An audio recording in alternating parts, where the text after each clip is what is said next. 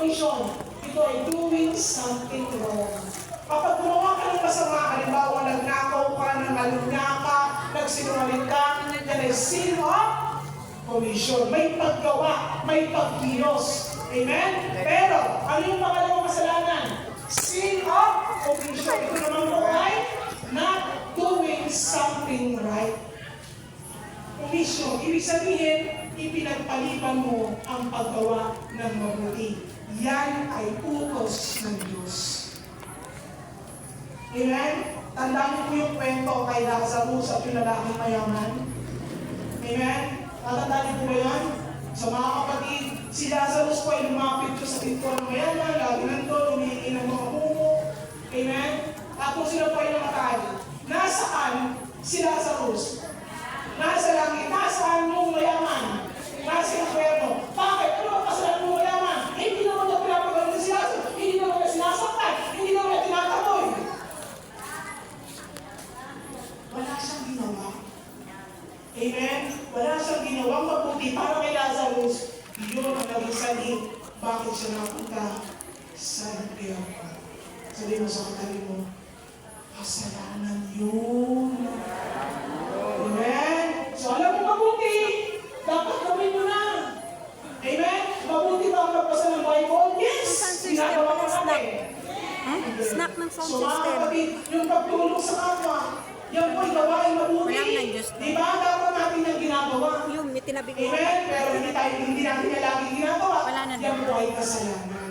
So ibig sabihin mga kapatid, hindi lamang sapat na ikaw ay hindi nagkakasala, wala kang ninanakaw, hindi ka nagpura, hindi ka nakakalunya, hindi ka nagkakasala ng puno sa buhos ng Diyos. Pero wala kayong ginagawa mabuti. Tatlo. Pag-isahin mo na. Kasalanan. Isa na. Amen? So dati po, hindi ko rin alam yan eh. Dati, hindi nyo rin alam. Ngayon, alam mo na. Kaya rin po nagagawa na tayo ngayon. Amen po ba?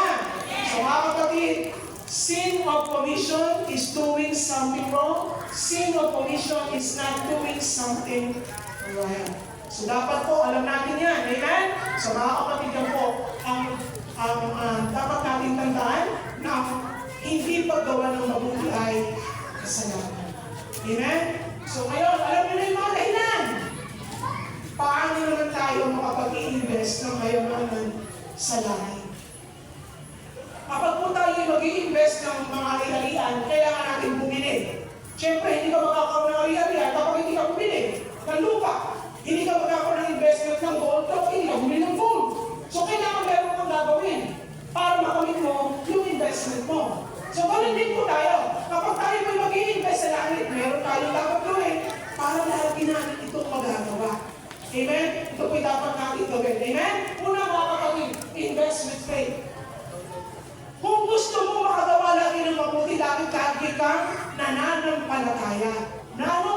Ano ang pananampalataya? Paniniwala mo, pagtitiwala mo, na naman ang ginagawa mo ay papalitan ng Panginoon at ibabalik ng Diyos. At yan ay investment mo sa langit. Kapag wala kang pananampalataya, hindi mo yan magagawa. Kaya kahit na wala nakakakita, gumawa ka pa rin ng mabuti. Kahit na yung ginagawa mo mabuti, hindi sinusuklian. Gumagawa ka ng mabuti pero hindi naman na-acknowledge. Wala ka na nagpapasalamat sa'yo, patuloy ka pa rin gumawa ng mabuti. Bakit? May takdang panahon. Sabi ko sa Galatians 6 verse 9, kaya huwag tayo mapagod sa paggawa ng mabuti, sapagkat pagdating ng takdang panahon, tayo aanin kung hindi tayo susunod. So, ibig sabihin mga kapatid, may takdang panahon. Amen? Nakapag gumawa ka ng mabuti, hindi ka nagsasawang pananampalataya mo yan eh. Kapag wala kang pananampalataya, hindi mo magagawang gumawa ng mabuti kasi wala kang pininiwalaan. Pero kapag naniniwala ka na naman ang ginagawa mo sa lupa, na mabuti, huwag kang magsasawa, may takdang panahon, ibabalik at ibabalik yun sa'yo ng Diyos. Siksik, ligid, at umakapag na pagkakita. Amen. So, invest with faith. Kapag meron kang pananampalataya sa sarili mo, na kahit na parang nahihirapan ka, struggle ka sa pagtulong, gumawa ka pa rin ng mabuti. Bakit? May Diyos naman eh. Amen? Yung pananampalataya mo dapat, nag-uumapaw para patuloy kang makagawa ng mabuti. Amen? Invest with joy. Yan. Kapag tutulong ka, may pananampalataya ka. Oo, naniniwala ka, may pananampalataya ka sa Panginoon. Pero tumutulong ka nga. Galit ka naman. Wala naman sa loob mo. Diba? Sabi ng Panginoon, ang bawat isa dapat magbigay ayon sa kanyang pasya, maluwag sa loob at hindi napipilitan lamang. Sapagkat iniibig ng Diyos ang nagbibigay ng may kagalakan. Amen. Kapag tutulong ka, sister, dapat masaya. Dapat nag-umapa, wow, tutulong ako. Wow, bibigyan ko siya. Wow! Ayoko. Dapat masaya ka sa ginagawa mo. Amen? Alam niyo ba mga kapatid, meron po akong ninong sa kasal. Tagaroon po sa amin. Mayaman. Kapag po ako sa pin solicitation, lagi po siyang top of the line. Siya lagi yung pinupuntahan. Kaya minsan po kami pumunta doon para mag-solicit sa aming chapel. Sabi ko po, Ninong, baka pwede mo kumakain ng tulong. Oh, ano ba problema, anak? Kumain ka na ba? Ay, okay lang po. Ano po mo lang? Kapag kasi siya, ano napakabait, napakagiver. Amen? Talaga, ano ang problema? Magkano ba kailangan mo? Sarap po gawin, ano? Pag-ilalap, sabi mo sa kapatid mo, ako, ganun pa rin. Yung masaya ka, pag ilalapit ka pa, wow! Oh, ano po kailangan mo? Hindi yung, nandito na naman. O, di ba? Dapat hindi ka. Eh, sabi nga ng Panginoon eh, God loves the cheerful giver. Amen? Sabi po ng ninong ko, magkano ba kailangan? Ano ba kailangan? Tapos hindi pa po kami nakakalis, may dumating na naman. Sabi, Manghil, baka naman po pwede makahingi ng pambili ng bigas. Sabi mo, halika, pasok dito. Mary, pakainin mo muna ito. Mabait. Hindi siya yung ano, ramdam mo yung kanyang agalakan sa mga pihingi ng tulong. Hindi po ako nakapaya, siyempre, kasi sa ako eh. Sabi ko, Ninong, bait-bait mo. Bakit parang masaya ka pa pag may pihingi ng tulong? Alam niyo po, nakita ako sa kanya, sabi niya, alam mo, kaya masaya ako. Kasi kapag maraming mga tao humihingi ng tulong sa akin, it only reminds me I am more blessed. Ito'y nagpapaalala lamang sa akin na mas pinagpala ako kaysa sa mga humihingi ng tulong sa akin. Diba? Kaya siya masaya. Kasi meron siyang naibibigay. Eh, totoo naman talaga eh. Mas masarap na yung ikaw yung nagbibigay kaysa mo sa ikaw lagi nanghihingi. Ano ang masarap? Yung ikaw ang nanghihingi, ikaw ang nagbibigay. Ayun, super. Baka naman meron pa extra dyan. Sige, nakabalik mo sa Webes. Nakakaya na. Di ba masarap naman yung isip mo? Sister, ano kailangan mo? O, sige, sabi mo na meron ako nakalugulog ka na. Masaya. Dapat ganun ang puso na pinagpapala ng Panginoon. May gana, may saya. Kaya alam niyo po yung inong ko ngayon, payaman ng payaman. Bakit? Giver eh. Hindi ba mo? Masaya kapag tumutulong. Kaya lalo pinagpapala. Bakit? Sabi ng Panginoon, sapagkat iniibig ng Diyos ang nabibigay ng may kagalakan. Sabi mo sa katabi mo, kapag may hihingi ng tulong sa'yo, dapat masaya ka. Bakit? Mas pinagpala ka kaysa sa Kanya. Amen! O, di ko ba na? Totoo yan. Nakakita naman kayo ng puno ng sili. Yung puno ng sili. Kapag puno ng sili, lagi rin pong tinatagusan. Lalo dumadami ang tagos. Di ko ba na? So, ganun din po tayo. Kapag lagi kang nahinga ng tulong, dahil kang nagbibigay ng tulong, at dahil kang bukas pala kang tumutulong, tinatalbusan ka lang. Pero darating at darating, dadami at dadami ang mga biyaya, ang mga talbos ng iyong buhay, lalo kang pagpapalain ng Panginoon. Amen? Kaya sabihin muli sa katabi mo, kapatid! Huwag kang malamon! Amen? Mas masarap yung ikaw ang nagbibigay kaysa ikaw ang laging nanghihingi. Amen?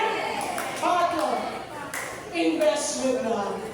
Yeah. Kapag nagbibigay ka, dapat may pag-ibig, may pananampalataya, may kagalakan at may pag-ibig. Bakit, mga kapatid? Napakalaga mo may pag-ibig sa ibigin ko. At kung may pag-ibig ko man ang lahat ng aking mga hari-harian at ialay ang aking katawan upang surugin, ngunit wala naman akong pag-ibig, wala rin akong mapapala. So mahalaga na kapag nagbibigay ka ng tulong, may pag-ibig, may pagmamahal, kasi yan ang mas pinagpapala ng ating Panginoon. Amen? Bakit? Kasi pag nagmamahal ka, hindi ka mapapagod tumulong. Kapag nagmamahal ka, masaya ka sa gagawin mo.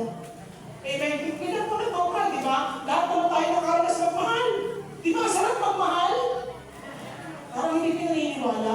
Di ba? Masarap magmahal. Amen po ba? Alam niyo po, minsan po kayo nagsimba. Sa unahan ko po, mayroong mag-asawa na siguro po mga 70 na sila. Pero alam niyo po, sa buong misa, magpa-holding hands.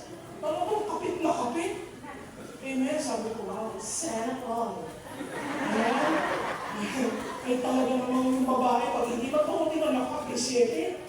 Sabi ko, wow, that's love. Amen. Ganun kasi ang pag-ibig eh. Kahit matanda niya, ipaparamdam pa rin ang pagmamahal. Kasi pag magmamahal ka, hindi ka masasawa, hindi ka mapapagod, patuloy kang magmamahal, patuloy kang tutulong, bakit magmamahal ka. Pero ito ang matindi, nung nag-peace be with you, ginawa ko ng lalaki yung mukha ng babae. Abay nag-lips to lips ka. Sabi ko, ew. Sabi ng Panginoon sa akin, hindi ko. Ganun talaga kapag nagmamahal eh. Kaya gusto ng Panginoon kapag nagbibigay kami pagmamahal. Kasi hindi ka mapapagod na magtulong sa iba dahil ang ginagawa mo may pag-ibig. Amen? Para natin si Lord. So invest with faith na hindi tayo mauubusan. Ano man ang gawin natin pagtulong sa ating kapwa?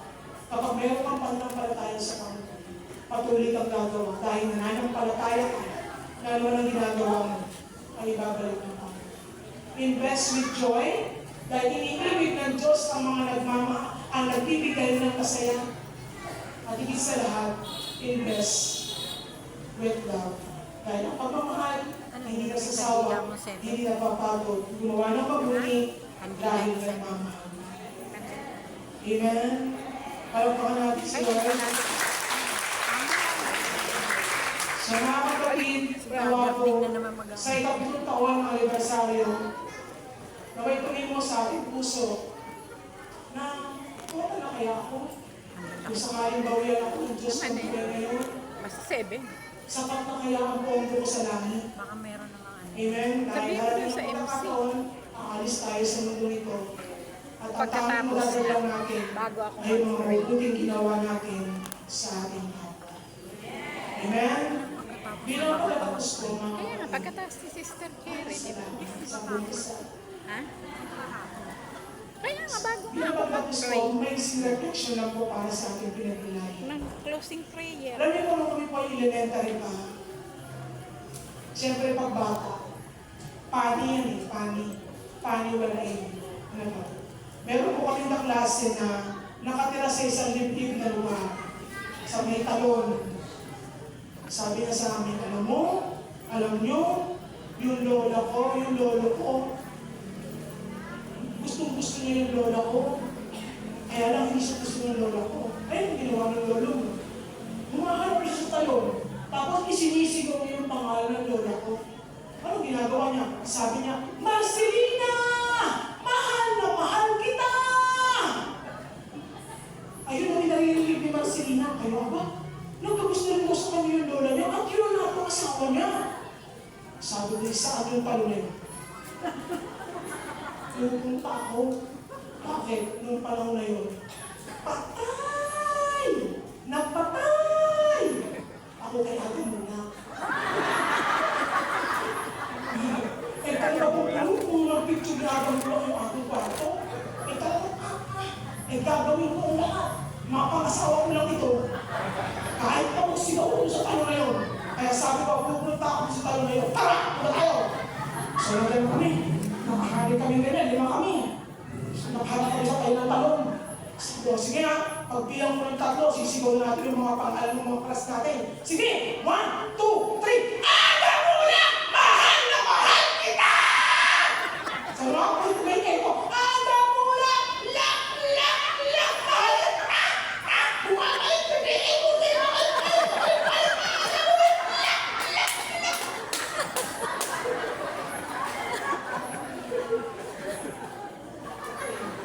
Hindi ko siya napangasawa.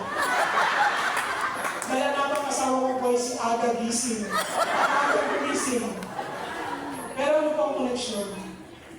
Ang paggawa ng mabuti ay parang ang bumabato. Parang echo na kapag binato mo ganyan, babalik sa'yo. Paulit-ulit, paulit-ulit, hanggang sa makamit mo ang investment mo sa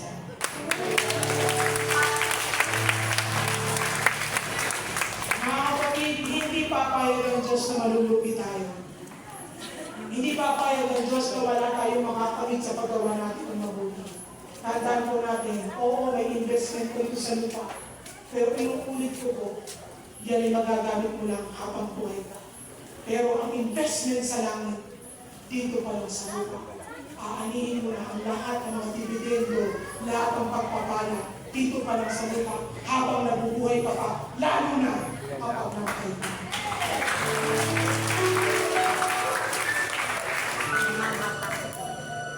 Thank you, and God bless you sa inyo. Mga kapatid, nawa po naging kapabala ko sa ating Messiah ng Panginoon. Ang hamon ng Panginoon, ngayong ika-7 taon ng iyong anibersaryo. Muling tanong, kung gagawin ng Diyos ang aking buhay, sapat na ba ang pinto sa lupa? Basta na po tayo lahat, mga kapatid. Kung tayo po ay mananalangin.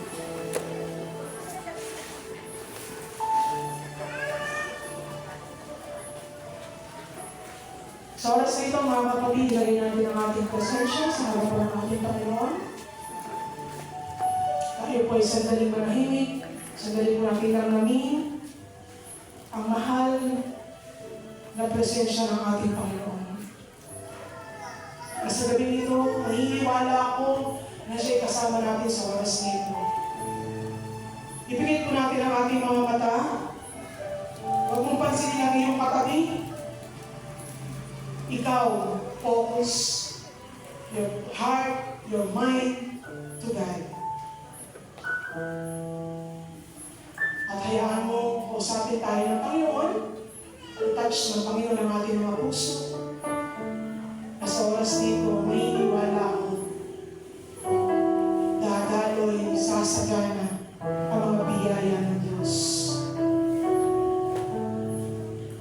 Panginoon namin Diyos, salamat po sa mensahe mo sa gabi nito. Na nagmulat sa amin para gumawa ng mas mabuti, maraming kabutihan. Dahil lang namin, Panginoon, itong magdadala sa amin sa isang buhay na masaya, isang buhay na perpekto, isang buhay na ganap at walang kapantay na kaligayahan. Ito ay sa buhay na walang hanggan. Salamat po, Panginoon. Salamat sa lahat ng biyaya. Kaya kami, Panginoon, malapit sa oras na ito. Humihingi rin po kami ng kapatawaran, Panginoon. Kapatawaran na marami kaming taong napagdamutan. Yung mga taong hindi namin natulungan dahil sa takot namin nabubusan kami. Takot kami gumawa ng mabuti dahil hindi namin alam ang bunga nito sa aming buhay. Kaya sa mga sandali na may mga taong nangangailangan ng aming tulong, ang agad na sabi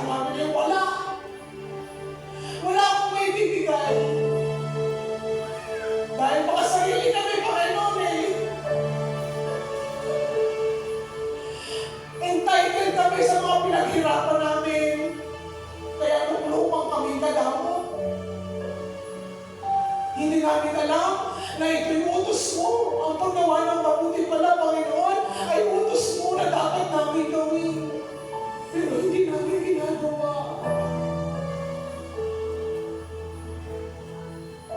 Salamat, Panginoon, dahil ako mismo, struggle kong gumawa ng mabuti dahil sa mga karanasan ko eh. Ang daming mga tao na masakit ang damdamin ko.